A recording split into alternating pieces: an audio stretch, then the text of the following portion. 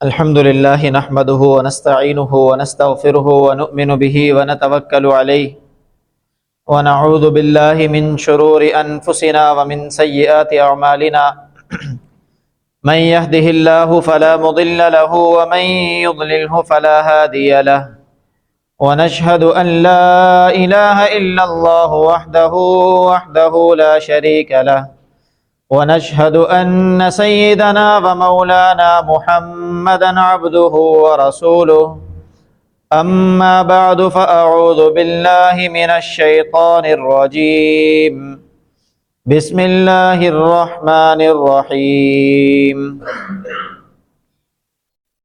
يا أيها الذين آمنوا كتب عليكم الصيام كما كتب على الذين من قبلكم لعلكم تتقون أياما معدودات فمن كان منكم مريضا أو على سفر فعدة من أيام أخر وعلى الذين يطيقونه فدية طعام مسكين ومن تطوع خيرا فهو خير له وأن تصوموا خير لكم إن كنتم تعلمون شهر رمضان الذي أنزل فيه القرآن هدى للناس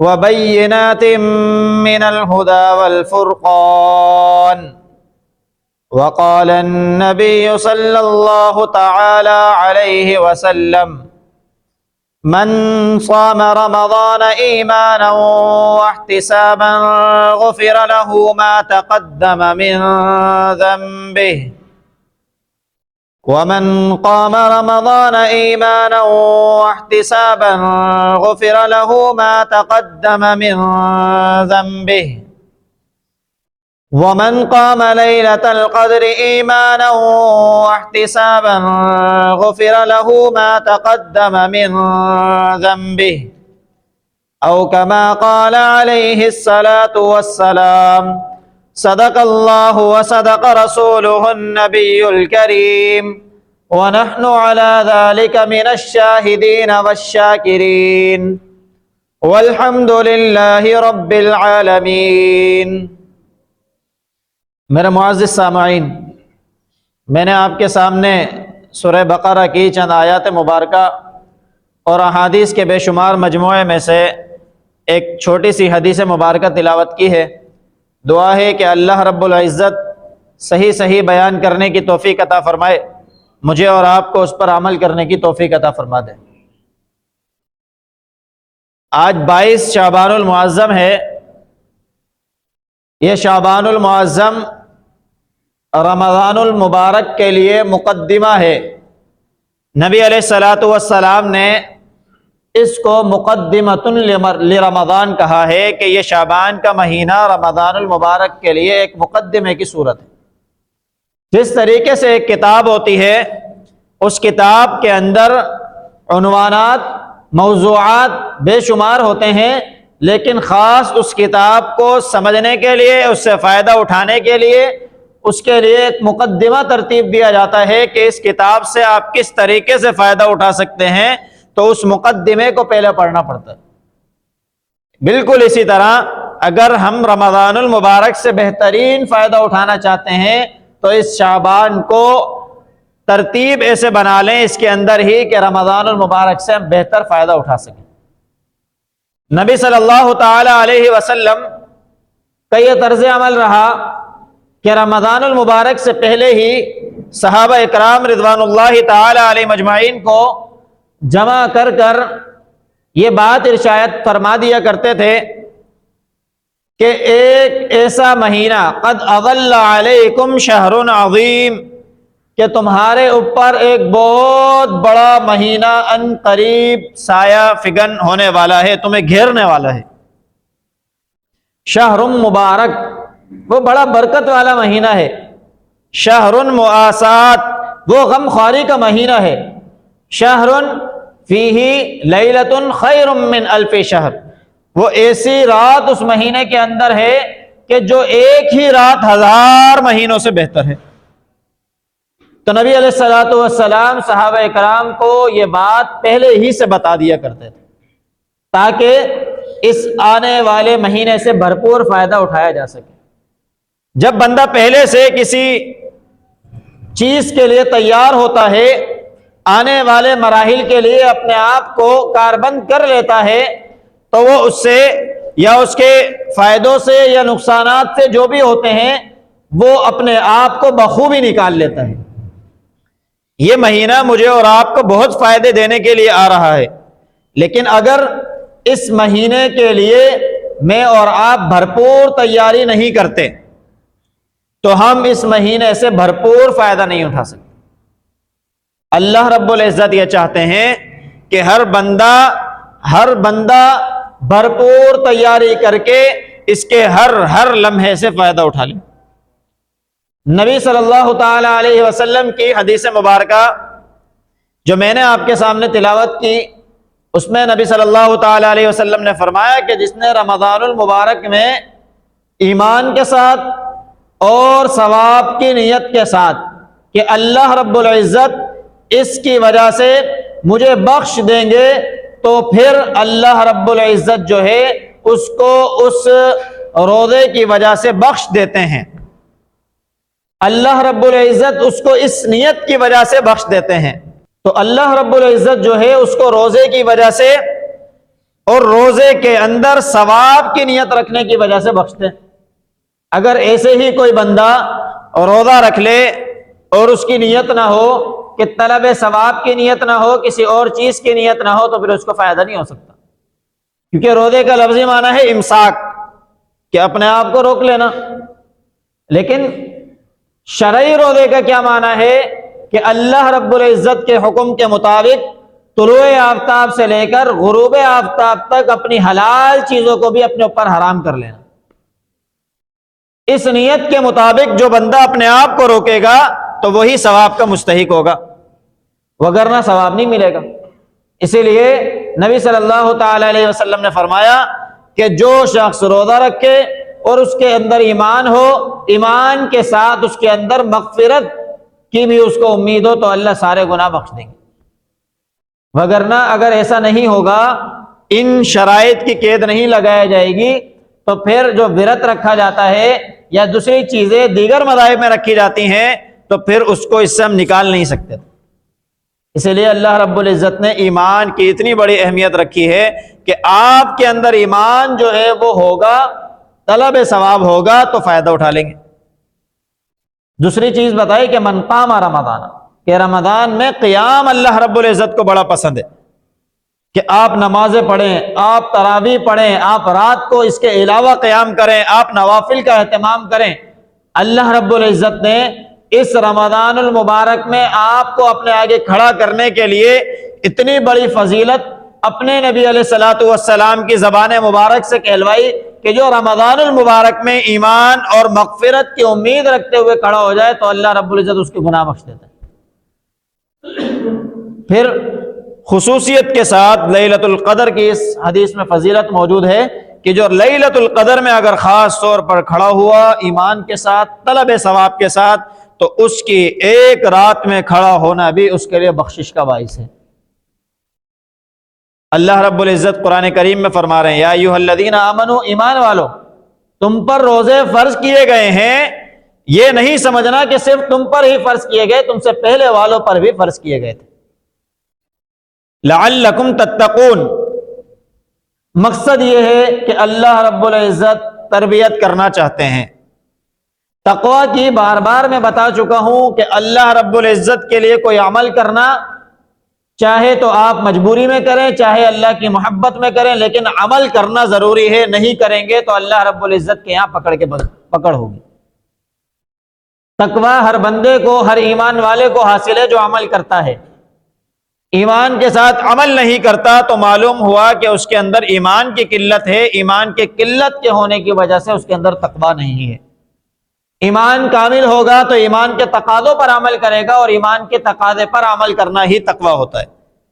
اللہ رب العزت رمضان المبارک سے کوئی نئی چیز نہیں چاہتے، بلکہ وہی چیز جو میرے اور آپ کے اندر ہم ہر وقت دعوے کرتے رہتے ہیں کہ ہم ایمان والے ہیں، ہم مومن ہیں، ہم مسلمان ہیں، اللہ رب العزت چاہتے ہیں کہ رمضان المبارک کے ذریعے تم اپنے اس قول کے اندر سچے ہو جاؤ، لعلکم تتقون، تاکہ تمہارے اندر تمہاری بنیادی بات پکی ہو جائے، اور وہ یہ ہے کہ تم اللہ کی محبت میں عمل کرنے والے بن جاؤ۔ اور روزے میں اللہ کی محبت اللہ کیسے سکھاتے ہیں؟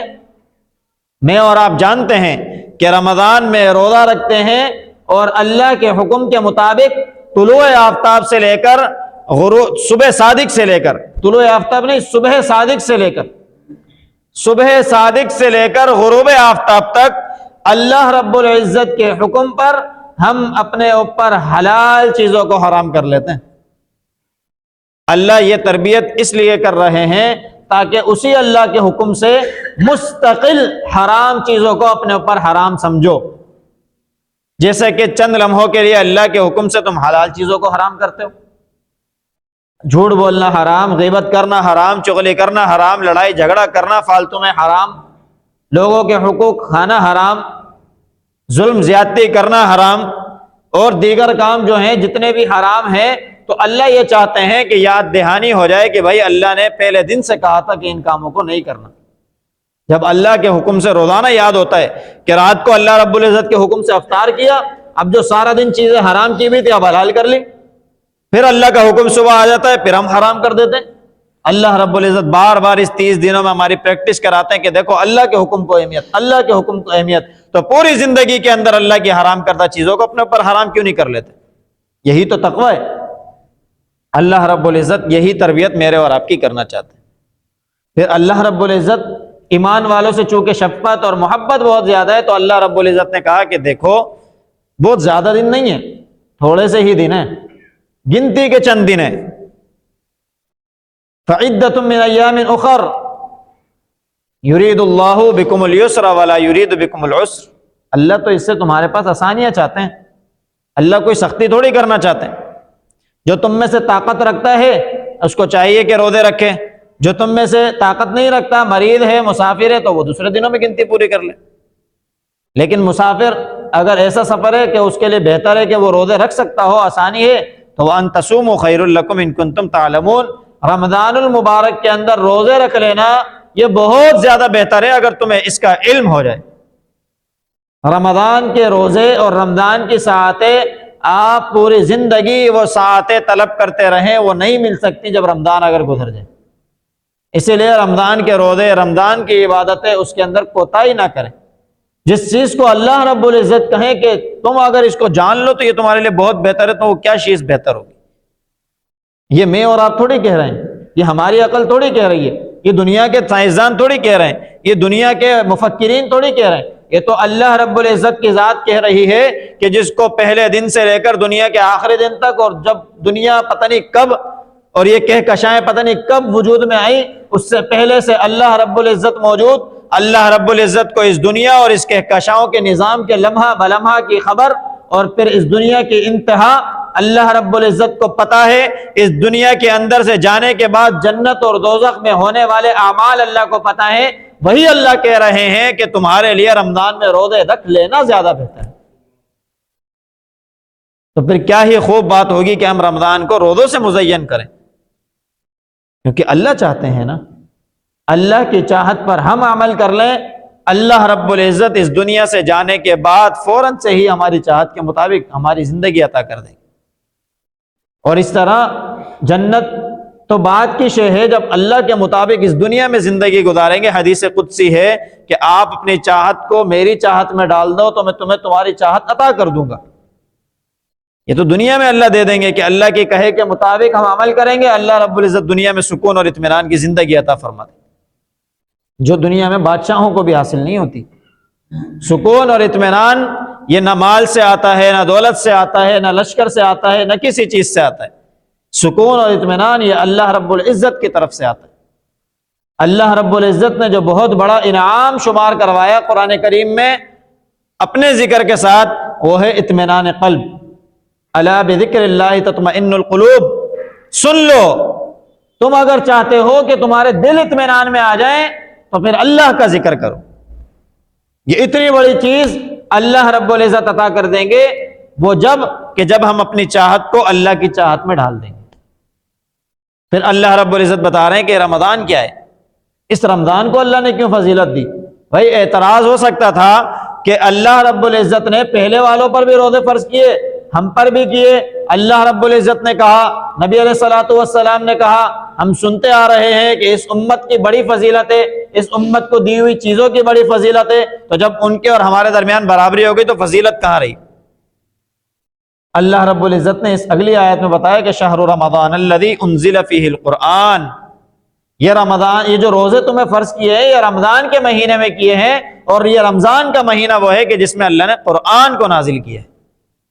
اس قرآن کے نزول کی وجہ سے اللہ نے اس پورے مہینے کی فضیلت بڑھا دی ہے، ورنہ روزہ ایک رکھتے ایک اجر مل جاتا نا، ایک روزے کا ثواب ملتا، لیکن ایک مہینے کے روزے پورے سال کے روزوں کے برابر ہو رہے ہیں۔ یہ کس وجہ سے؟ یہ صرف اور صرف اس وجہ سے کہ اس مہینے میں قرآن بھی نازل ہوا ہے۔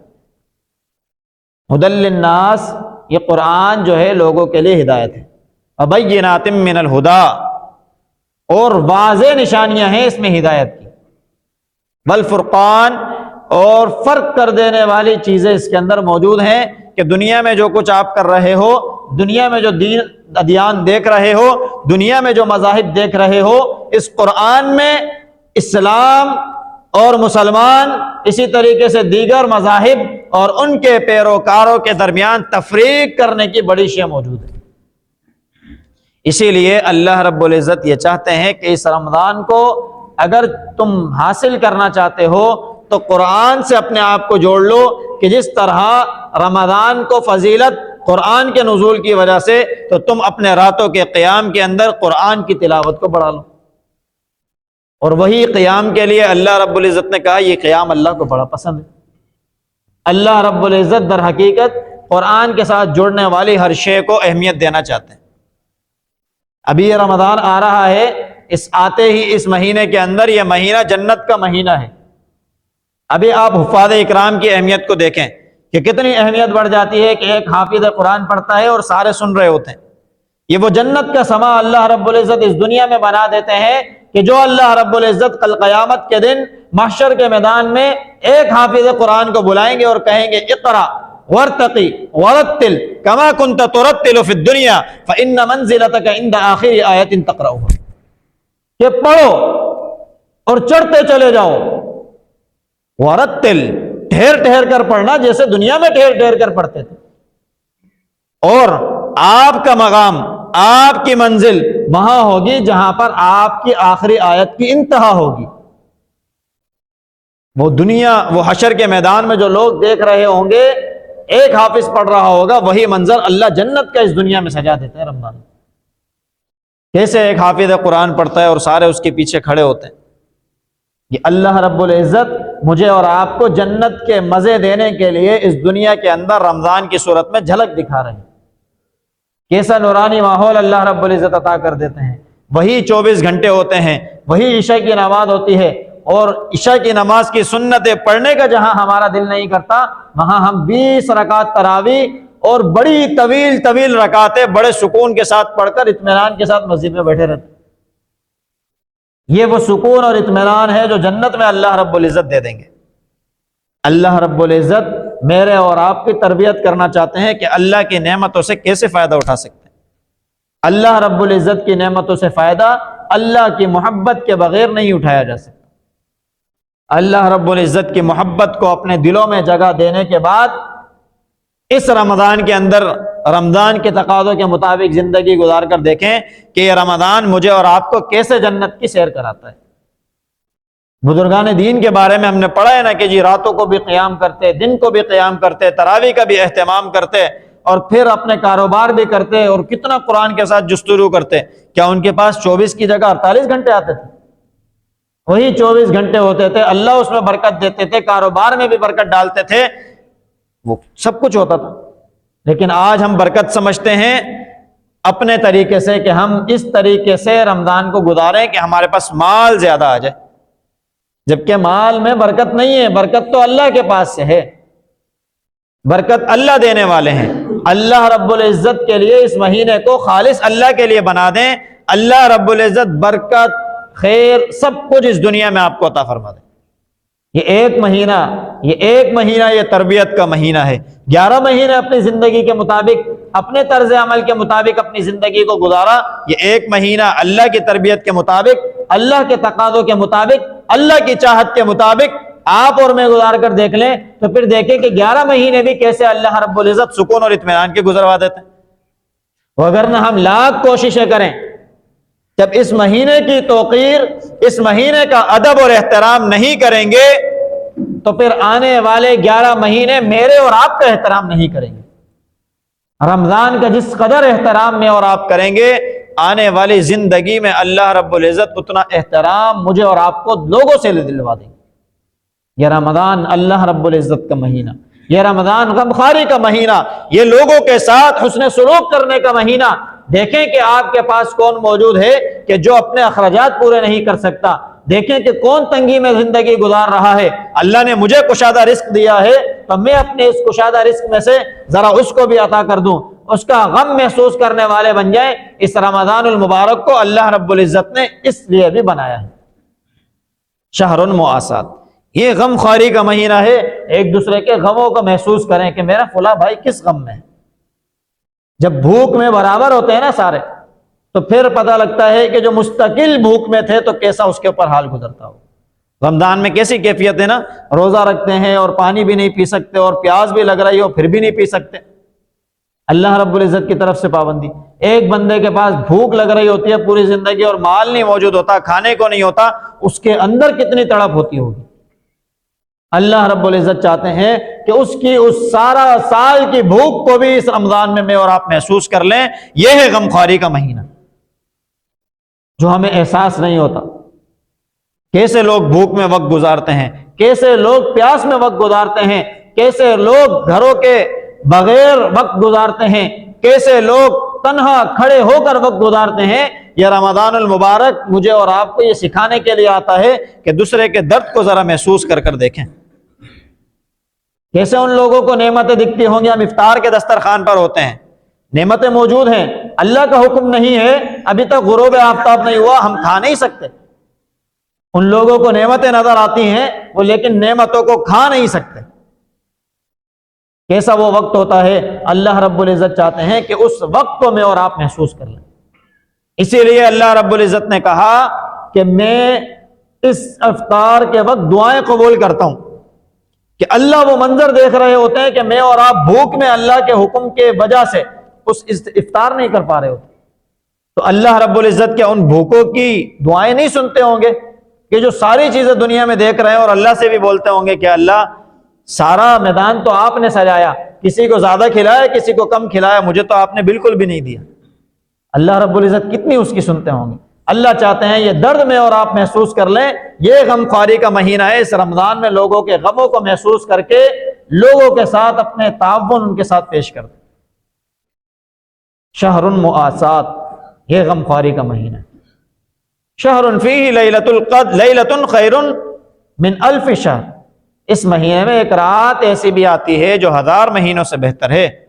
پوری زندگی اللہ کی اطاعت میں نہ گزاری تو ساری زندگی بیکار، اور یہاں ایک رات اللہ کی اطاعت میں گزار دی تو اللہ رب العزت فرما رہے ہیں تمہارے 1000 مہینوں سے بہتر تھی یہ تمہاری رات۔ اسی لیے اللہ چاہتے ہیں یہ ایک مہینہ اللہ کی اطاعت میں گزارو، پوری زندگی اللہ کی اطاعت میں گزر جائے گی۔ جب ایک رات کو اللہ مہینوں سے بہتر دے سکتے ہیں تو پھر اللہ رب العزت اس مہینے کو سارے مہینوں پر فضیلت دینے والے، ایک جمعے کے دن کو سارے دنوں پر فضیلت دینے والے اللہ رب العزت فرما رہے ہیں کہ تم یہ مہینہ میرے حکم کے مطابق گزار دو، میں پوری زندگی تمہارے مطابق بنا دوں گا۔ میں اور آپ کتنی کوشش کرتے ہیں کہ ہماری زندگی خوشحالی والی ہو، اطمینان والی ہو، ہمارے بچے پرسکون ہو، ہمارے بچوں کا مستقبل محفوظ ہو، ہمارے بچوں کا اسٹینڈرڈ محفوظ ہو، لیکن اپنی سوچ کے مطابق ہم کوشش کر رہے ہوتے ہیں، جبکہ اللہ فرماتے ہیں یہ ایک مہینہ میرے کہے کے مطابق گزار دو، تمہاری پوری زندگی تمہیں تمہارے مطابق میں عطا کر دوں، لعلکم تتقون۔ یہ تربیت کہ تقویٰ کیسے حاصل ہوگا، وہ یہ مہینہ تمہیں سکھانے آ رہا ہے۔ ہر چیز کا درد محسوس کریں۔ رمضان آج ہم ایسے گزارتے ہیں، سو جاتے ہیں، سو کر پورا وقت گزارتے ہیں۔ رمضان سو کر بھی گزر جائے گا، لیکن اس رمضان سے فائدہ صحیح نہیں اٹھا پائیں گے۔ فائدہ اٹھانا ہے تو اس رمضان کے لمحے لمحے کو جینا ہوگا۔ لمحہ لمحہ میرے اور آپ کے لیے قیمتی ہے، اس کا لمحہ لمحہ محسوس کر کے گزاریں کہ اب صبح صادق پر میں نے کیسے اپنے منہ سے اندر جو دانہ موجود تھا اس کو بھی باہر نکال کر پھینکا، روزے کی حالت میں منہ کے اندر کلی کرنے کے لیے پانی لے کر گیا لیکن قطرہ اندر نہیں اتارا۔ یہ اللہ رب العزت سکھا رہے ہیں۔ اللہ بتانا چاہتے ہیں کہ دیکھو پوری دنیا کے اندر پوری زندگی اللہ نے تمہارے تابع کر دی ہے، لیکن اختیار تمہارے پاس ہے کہ حرام چیز اپنے اندر نہیں جانے دینا۔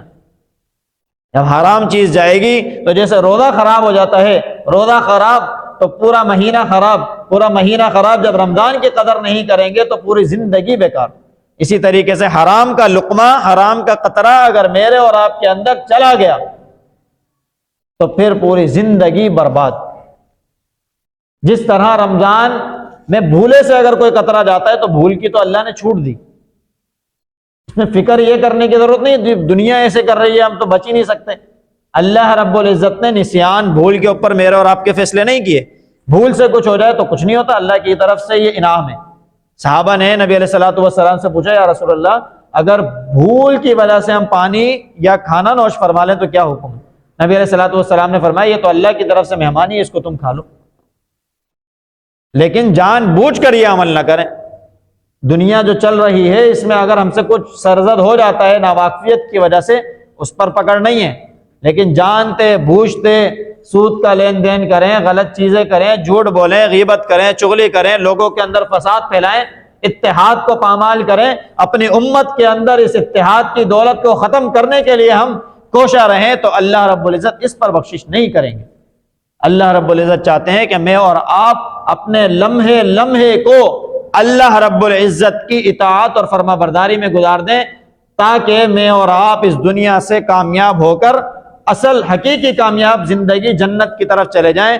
جیسے یہ جنت کی تربیت کرنے کے لیے رمضان المبارک آیا، ایسے ہی جنت میں اطمینان اور سکون کی زندگی گزارنے والے ہم بن جائیں۔